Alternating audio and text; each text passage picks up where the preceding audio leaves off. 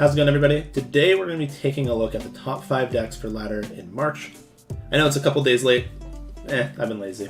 My bad. But we still have like 18 days until the newest set comes out. Forge and the Barrens will be dropping on the 30th, and until then, you're probably looking for decks to play on Ladder with. It's important to note that the nerf reverts will be happening about a week before the expansion comes out, but these decks are still pretty good, and they will be pretty good, so I'd recommend checking them out. All the codes will be in the description below, so instead of wasting time, let's fucking jump right into it. If you enjoyed the video, please be sure to thumbs it up and to subscribe to the channel. It helps me out a lot, and yeah, I love each and every one of you. So let's take a look at the 5 best decks for Ladder according to me and my good pal Monsanto's opinion. Before we take a look at the top 5, I just want to quickly throw in an honorable mention. I'm not going to take too much time. I just want to say that there are 2 decks that I consider pretty honorable mentioning, and that's OTK Demon Hunter and Mozaki Mage. I actually think both these decks are very good, but they require near flawless play a lot of the times. Of course, you can draw the nuts hands and just win on turn 6 and 7, but very often these decks require very precise play. I think these decks are solid. I'll put the codes in the description below as long as I remember to, but these are both very good decks, and I recommend trying both of them out. You can see the list here. They're both fairly standard. There's a lot of different things you can do with them. All I've been playing on Ladder has been Mozaki Mage, and I think Master Store Ironforge? Master Store this week, I think we'll have a couple Mozaki Mages performing well.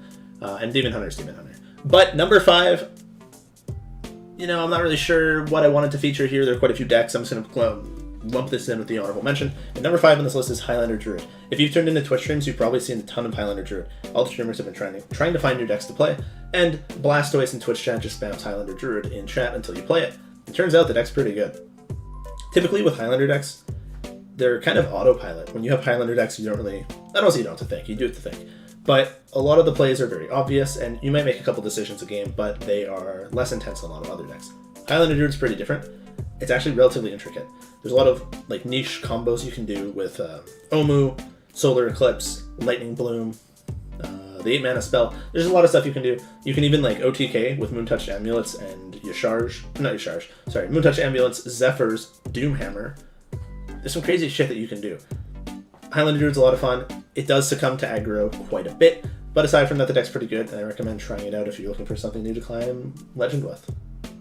Next up on the list is Libroom Paladin. Libroom Paladin, Penflinger Paladin, whatever you want to call it. The deck's pretty good. I'm trying to consciously talk a bit slower, but it's hard. When I talk slow, I feel like I'm having a stroke. But Libroom Paladin is just a deck that you've seen on Ladder. Luckily for me, I didn't have to go find a list anywhere because all the lists are the same. Some of them run Rally, mostly Meaty's list, but realistically, they're all pretty much the same 29 cards, and they have 1 flex. Libroom Paladin is just a good deck. If you draw the 1/3 into Hand of a Doll, you're golden. If you don't, you're still probably okay as long as you draw Libroom discounts. The deck just performs well. It can go long against most decks thanks to Lady Leandrin. It can be aggressive by curving out with First Save School and 1-drops. You can do a lot, you can do nothing. It's kind of a draw-dependent deck. But realistically, the deck just performs well. It can be a little bit boring to play at times, I will say, so just be cautious. If you prefer more intricate decks, such as Mozaki Mage, this probably isn't the deck for you. But it's still performing pretty well in Ladder. I'm just going to spaz my hand out here until I find something else to do with it. But either way, Libroom Paladin, very good deck. And it will do pretty well for you on Ladder. I recommend giving it a try if you want some easy climbs.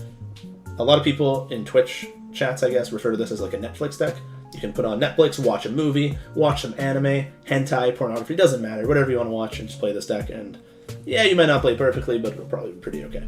Libroom Paladin can be a good time if you like winning, and I recommend trying it out, guys. Number 3, the third best deck in the game is Priest. Yeah, Highlander Priest. Highlander Priest, it's a good deck, man. It's not very fun to play against, but it's a good deck. It can be pretty difficult. There are a lot of intricate things you have to do. I know some people like Monsanto, who helps me with this list, prefer Elucia Priest because he can't play Highlander Priest as well. But the deck's good. Zephyr's good card. All the Priest cards are good cards, and that's all you need. If you run against a lot of aggro, then the Ooze and Sticky Finger attacks can be really good. And it's just well-rounded. You get to make use of all of the good Priest cards and just abuse them. I mean, the downside is you don't get to run duplicates of good cards such as Hysteria or Apotheosis, but Priest has enough good, or at least annoying cards that I can kind of make use of this. And one of the most annoying things in the game, and I mean most annoying things in the game, is when your opponent plays Cleric of Scales on turn 1, the one that draws a spell from your deck, or discovers a spell from your deck, I guess, and then Zephyrs on 2, into Wild Growth on 3, and you kill the Zephyrs and the 1/1, and they raise them and play them again. That is so infuriating. It is so annoying. and I hope I never have to see it again. I cannot wait for Zephyrs to rotate, so I never have to deal with it again. Like, 1 Zephyrs is enough, man. 2 is absurd. But yeah, Highlander Priest is the last non-rogue deck on this list. I know a lot of people are probably hoping not to see rogue, it's annoying archetype, blah blah blah blah. And this is what we get, you know, it's not much better. The meta is not in the best spot. As much as it might be balanced, a lot of the decks aren't very fun. I would argue within the top 5, Highlander Druid's the most fun deck to play. And then after that, the honorable mentions are the most fun. And Highlander Priest is kind of guilty of that too. Anduin's a piece of shit. Yeah. I said it. Screw off, Anduin. Anyways, Highlander Priest is number 3. And now we jump into the rogue territory and take a look at the second best deck on the list. And well, as I mentioned, the next 2 decks are rogue decks. I'm sorry, guys. Luckily, Weapon Rogue, Stealth Rogue, Secret Rogue, whatever, not Secret, Weapon, Stealth, Aggro Rogue, whatever you want to call it, is only the second best deck on this list. It's not number 1. It's a bit easier to play than the other rogue deck.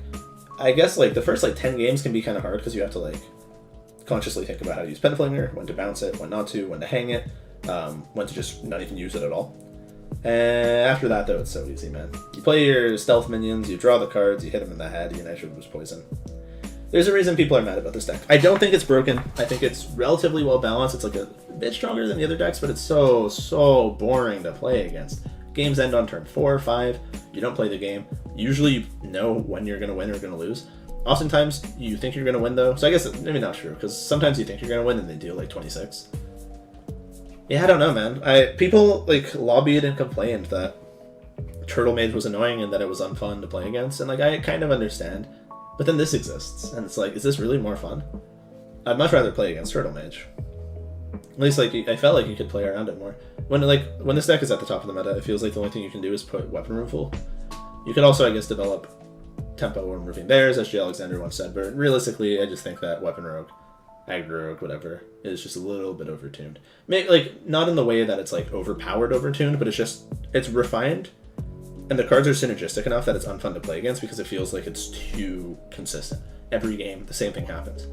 It's not a deck that runs 8 drops, 9 drops, and 10 drops or whatever, so there aren't those games where your opponent just draws unplayable hands. If they draw an unplayable hand, it's probably prep, cutting class, and that's not that bad. It's not great, but it's not horrible. They'll still find a win a lot of the times. You probably heard the Hearthstone ding. Somebody logged in, that's my bad. But anyways, yeah, I think that Weapon Rogue is the second best deck in the game, and is only beat by the other rogue deck, which we'll take a look at right now. Can you guys see my eye twitching? Watch my eye. My eye has been twitching the past 2 days, and it's driving me insane. Probably because all I do is play Hearthstone, which you can find me doing, by the way, on twitch.tv/Luker_HS. I stream 6 days a week, every day except for Wednesday.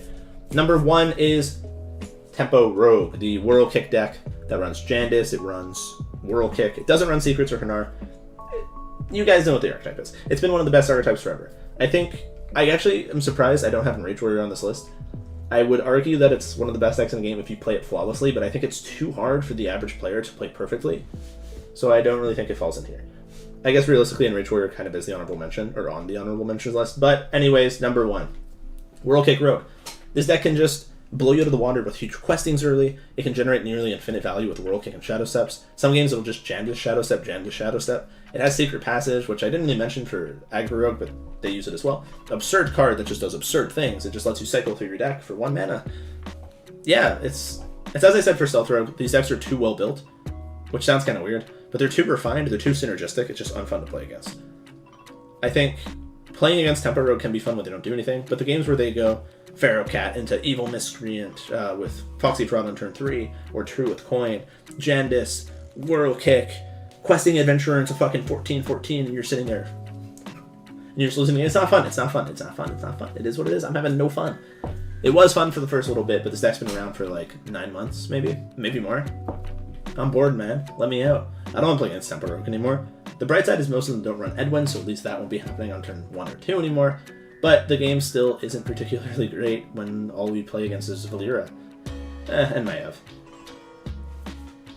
But chat, friends, not chat, YouTube, viewers, lovers, beauties.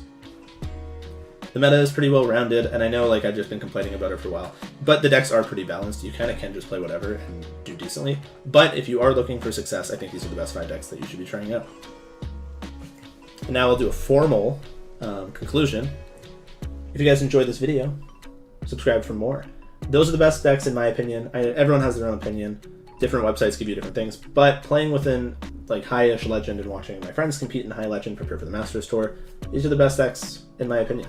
I think Mozaki Mage was very close to finding a place on the list, so was Highlander Druid.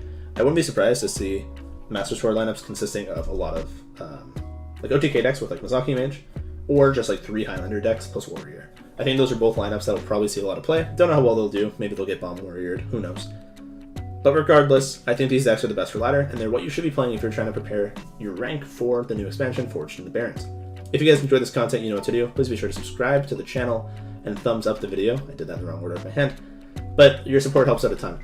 My last few videos have been kind of sporadic and all over the place because I've been all over the place. I lost my job. It's been a hard month, but we're back, gamers, and we will game 07. Much love. Take it easy. Peace out, Cub Scouts. This is Luker signing off, and I hope to see you on my next video. Bye, guys.